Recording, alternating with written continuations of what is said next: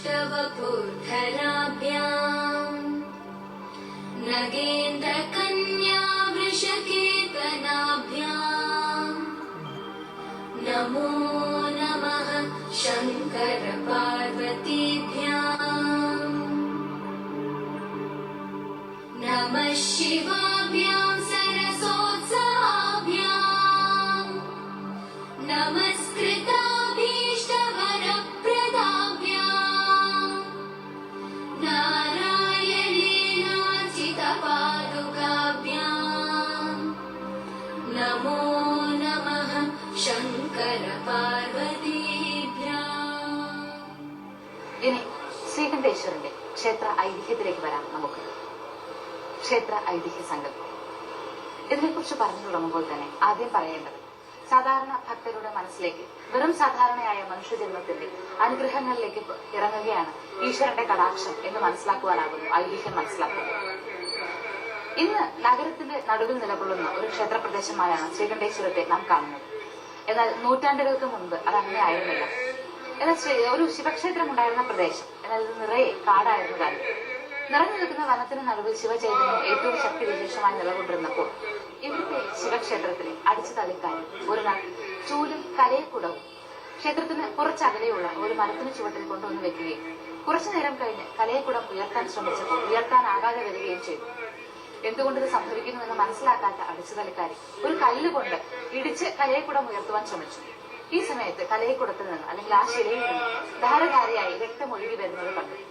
ഏതോ ശക്തിവിശേഷം തീർച്ചയായും ഈ കലയക്കുടത്തിന് സംഭവിച്ചിരിക്കുന്നുവെന്ന് മനസ്സിലാക്കിയ അടിച്ചുതള്ളിക്കാരി ചുറ്റുവട്ടത്തുമുള്ള പ്രധാന പൂജാവിധികൾ അറിയുന്ന ആൾക്കാരെ അറിയിക്കുകയും രാജാവ് ഉൾപ്പെടെ ഇവിടേക്ക് എത്തി അത് സ്വയംഭൂവായ ശിവലിംഗമായിരുന്നു എന്ന് തിരിച്ചറിയുകയും ഒരു ക്ഷേത്ര സങ്കല്പം ഇവിടെ തീർച്ചയായും ഉണ്ടായി വരണമെന്ന് തീരുമാനിക്കുകയും ക്ഷേത്രം നിർമ്മിക്കുകയും ചെയ്തു.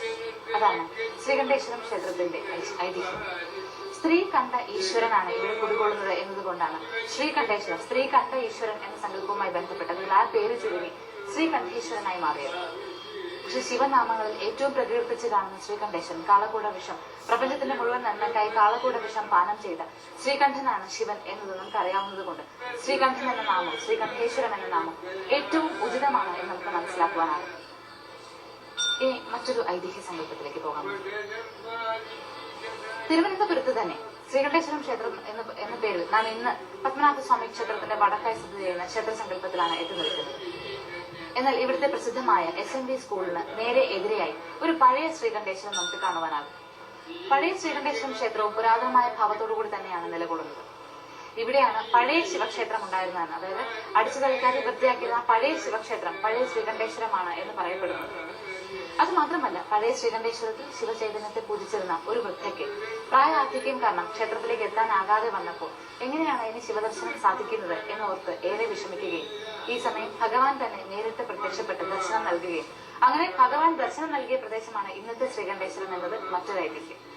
ഇങ്ങനെ പല ഐതിഹ്യങ്ങൾ പറയുമ്പോഴും സാധാരണ മനുഷ്യന് മുന്നിൽ, സാധാരണ ജീവിതത്തിന്റെ മുഴുവൻ വ്യഥകളും അല്ലെങ്കിൽ ജീവിതത്തിന്റെ മുഴുവൻ ദുരിതങ്ങളും പേര് നടക്കുന്ന മനുഷ്യന് മുന്നിൽ ഒരു ജന്മത്തിന്റെ മുഴുവൻ സുഹൃതമായി ഈശ്വരൻ അനുഗ്രഹങ്ങൾ ചൊരിയുന്ന ഈശ്വരന്റെ ദർശനം കൊണ്ട് പുണ്യം നൽകുന്ന പ്രദേശമാണ് സ്ത്രീ കണ്ട ഈശ്വരൻ നിലകൊള്ളുന്ന ഈ പ്രദേശം അഥവാ ശ്രീകണ്ഠേശ്വരം എന്നാണ് നമുക്ക് മനസ്സിലാക്കുവാനാകുന്നത്.